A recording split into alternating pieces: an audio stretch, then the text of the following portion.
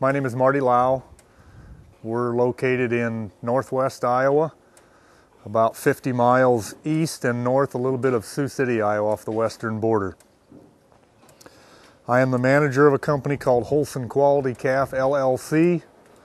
It is a company that acts as a liaison between dairies and growers in the country to procure dairy replacement heifers, raise them for their dairies, and send them back to their respective dairies at different phases of production. We've been in business a little over 4 years. We started with my own dairy that I'm an owner in. We milk about 1,500 cows.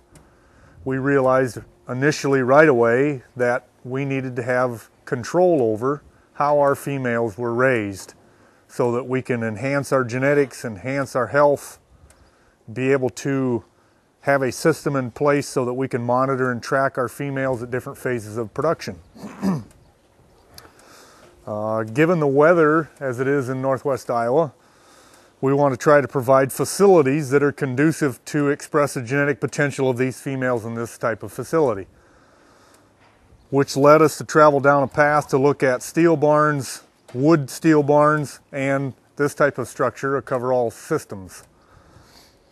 We currently today have approximately 4,200 head of females in our production system at various stages of growth and development, and that is from birth to 22 months prior to calving, or excuse me, 2 months prior to calving, where they go back to their respective dairies and they calve out, and hopefully we make a good product and they want to continue to do business with us.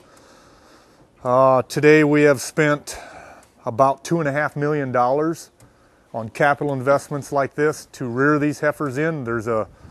It's a professional environment.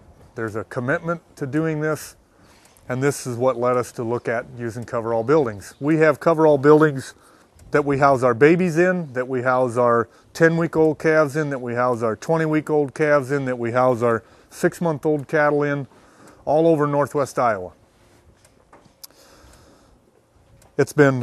It's worked very, very well. To say the least, it's worked very well. That is why, as we've expanded, we've doubled the capacity of Holsen Quality Calf since its first inception, and we have added on more coverall buildings into this system because they work. They're cost effective, the longevity is good, the warranties on them are good. For rearing these animals, especially from 6 months down to babies, we like cold facilities that are naturally ventilated. With a coverall type of barn, with the hoop structure, the way we get the heat rise with the natural convection, with the natural cross ventilation in them, they work very, very well. Which has prompted us in the year 2004 as a company of Holsen Quality Calf to take a look at the dairy beef side of things. As we all know that with BSE that happened in the United States, what they call mad cow, has caused us to take a look at and close down our borders for a short period of time so that we can get a handle on what's going on there, which has had a direct impact on our beef market, the slaughter market. And all of a sudden, the packers and the feedlots in northwest Iowa and Minnesota and South Dakota have realized that Holstein dairy beef is very, very good also. And it is out here and it is abundant.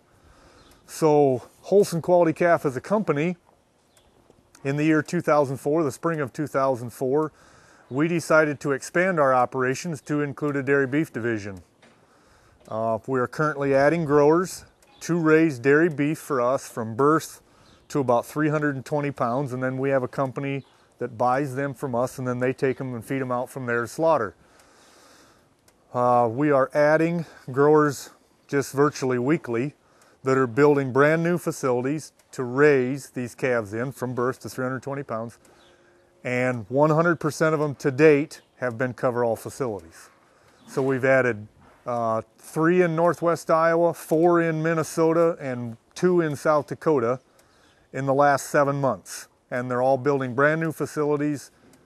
A couple of them are remodel jobs, but they're adding coverall barns into that remodel job also. So we're going to be building facilities that's a 2-barn system. It'll be either a pair of coverall nurseries and what we call a transition barn, or it'll be one big nursery and 1 transition barn, and then we have all in, all out flow to help improve our health status and growth performance for these guys, so they have an opportunity to make a couple bucks. When I go to a grower prospect and we sit down and discuss the options that they have available to them, looking at the site where they want to build barns at, do I recommend coverall barns? And no, I do not.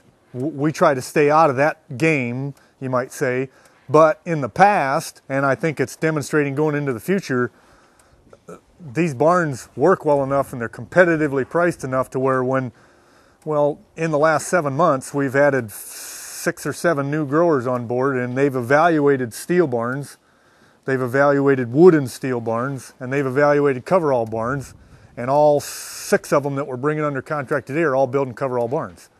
So it's not a matter of what I want, it's a matter of what our grower prospects or our new growers that are coming on board want.